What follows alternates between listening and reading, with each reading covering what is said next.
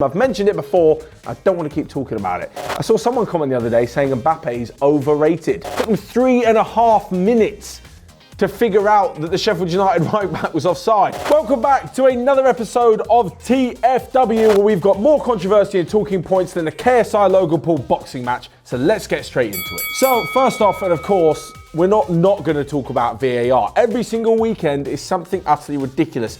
Abdurrahim Hussein, have Liverpool won the League after beating Manchester City? Matthew Swift wants to know if it's a handball. Tadvir Batal said Liverpool bought the refs.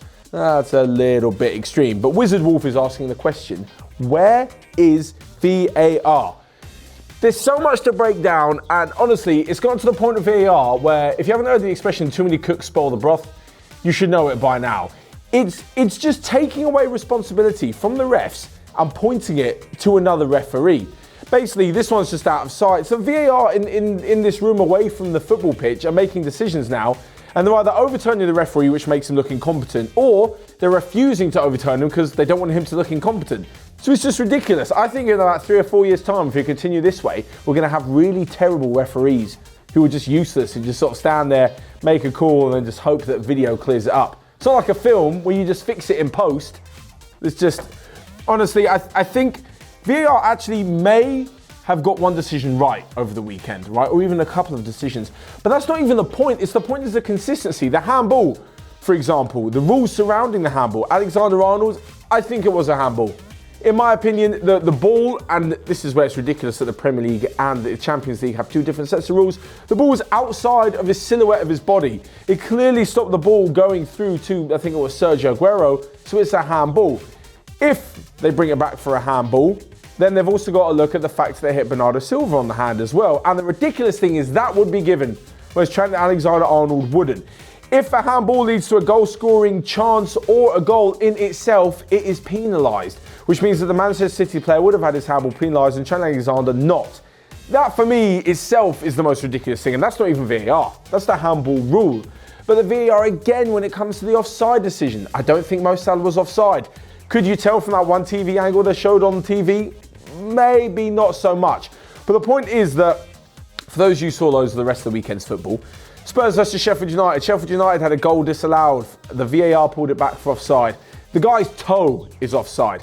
I think it's ridiculously harsh, but the line of the law from the Premier League says that offside is black and white. There is no grey area. You're either on or you're off, whichever part of your body, apart from something you can't score with, like your arm. If it is in any way, even 0.11 millimetres or whatever, offside or onside, it is given. It's black or it's white. I think it's incredibly harsh, and the Sheffield United goal should have stood. Just like Firmino's goal should have stood against Aston Villa and Heung-Min Son when he was offside against Leicester and it fell to Aurier, blah, blah, blah. But the thing is, they can't consistently show how they've reached this decision. Sheffield United against Spurs took them 3.5 minutes to figure out that the Sheffield United right back was offside. But then when it came to Mo Salah, you didn't see the lines being drawn on TV and the decision made was in 30 seconds. Some of you are saying, yes, they reached the conclusion quicker, but they've also got to talk about the handball. There's just something that isn't so clear about VAR, which is completely ruining it. I think it's ruining football. Just straight up. I think without it, the referees do a bad decision, they get punished for it, and eventually they get better. The same thing happens in football within squads and managers. If you do a crap job, you get kicked out of the team. I've mentioned it before. I don't want to keep talking about it. Anyway, let's move along from VAR to the Bundesliga title race, because it's been a pretty big week in the Bundesliga, if you didn't realise, with Nico Kovac leaving the Bayern Munich job and talk of Arsene Wenger taking over at the Allianz. Pavan Mancinelli said, how long will Lewandowski carry his goal a game in the Bundesliga and Champions League record? Honestly, it looks like he could keep it going forever, and if he does, he needs to be in a shout with the Ballon d'Or, period. The best number 9 in the world at the moment, full stop. In case you're wondering, in his 15 Bundesliga and Champions League games this season, he has 22 goals. That is absurd, considering many people said, he's reached his 30s, he might be on his way downhill. He's looking better than ever to top his all-time tally at Bayern Munich, which I believe is 43 goals in all competitions. I mean, that's absolutely nuts. That is pretty crazy. Lewis Thomas saying, is Hansi Flick the right move for Bayern? The game against Dortmund went very well. Yes, it did. Bayern Munich, with their interim manager, the assistant manager, Hansi Flick, who was pretty much the mastermind behind the 2014 World Cup victory for Germany, well, he picked up a Champions League victory 2-0 and then beat Dortmund 4-0. This, though, I've no doubt he's had some good impacts, right? They've got rid of Kovac, the whole squad can breathe, start fresh, there's a good feeling. It's such a Bayern thing to do. When things are like going tits up, and will they, won't they? Dortmund were looking good for the title last season, they just turn it on. Absolutely hammer Dortmund, who aren't in the best of shape at the moment themselves under Lucien Favre. But yeah, 4-0 is utterly ridiculous. But in terms of the title race, for those of you who haven't been following, there is a team 4 points clear, and that is Borussia Mönchengladbach. And Tim Vlaar and Lucas Boy asked if they can win the title. Why not? They shook everyone a few years ago by qualifying for the Champions League.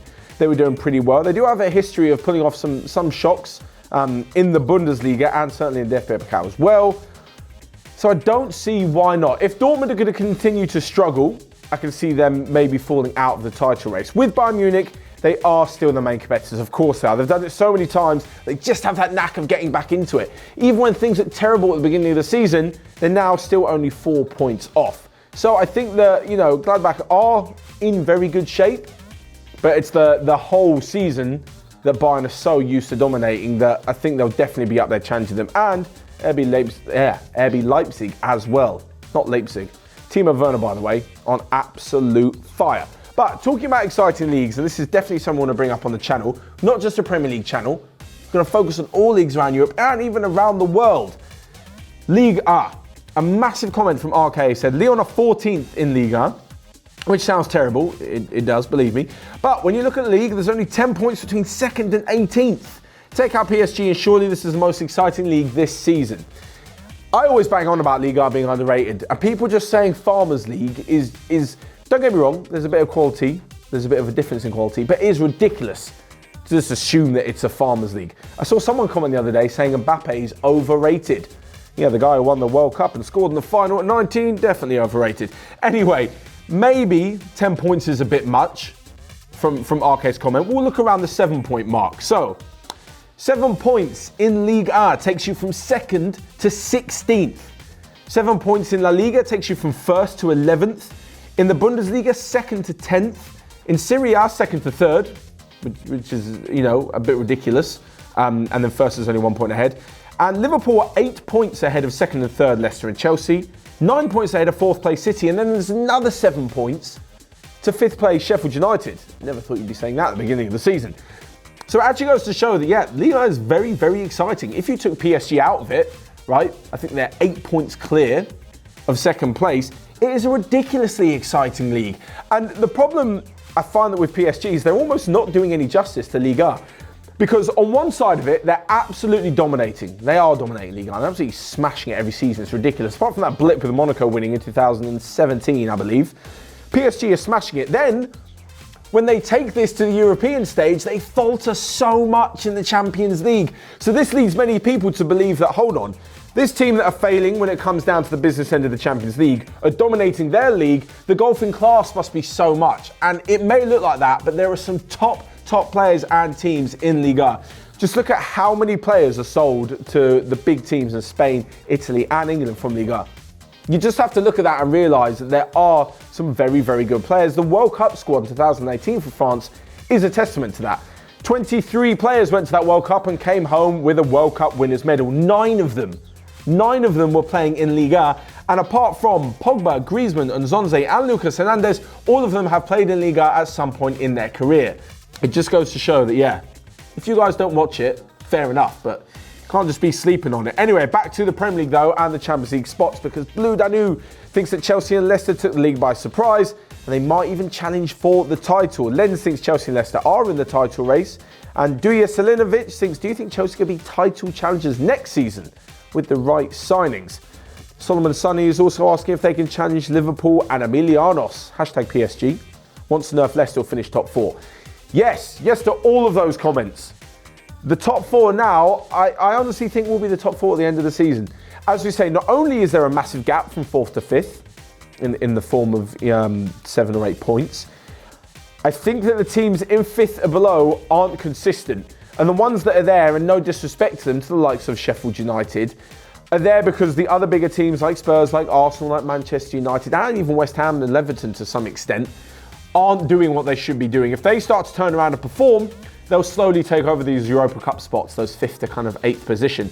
I can see the top 4, if they continue up this consistency, which they're showing they can do at the moment, there's no reason why they won't be there. I think Leicester and Chelsea will battle out for 3rd and 4th, and City and Liverpool will eventually run for the title.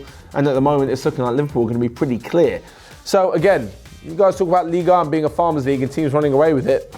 Well, Serie A as well, there's a big difference in the top 2 and the Premier League, just because they've got all the big teams and the big players around the world. But I'll move on to a few shorter topics as well to finish with. The guys in charge at United and Arsenal. Tom Hambo thinks that Emery and Solskjaer are not the problem at Manchester United and Arsenal. I agree to a certain extent. They should have been backed before Emery and Solskjaer even came in. The manager should have been backed. Certain things should have been in place. The Glazers probably shouldn't have been at Manchester United. The things should have changed quicker under Arsene Wenger at Arsenal. However, the problem is that after some sort of time, fans and the board want to see change. Tell me what's easier, getting rid of a whole squad, the board firing themselves, or getting rid of one manager? I think we all know the answer is to get rid of a manager. And even if they're not the problem, that's often the easiest solution, which I don't think is right.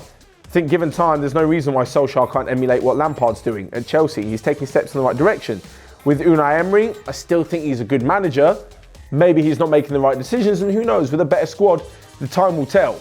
If he gets kicked out like Jose Mourinho comes in, or whoever comes into Arsenal, and makes this squad, forget about signings and giving them more money and transfer windows and another year of building, blah, blah, blah, makes this squad better, you could probably point to the fact that Emery had lost the squad or he was a bad manager.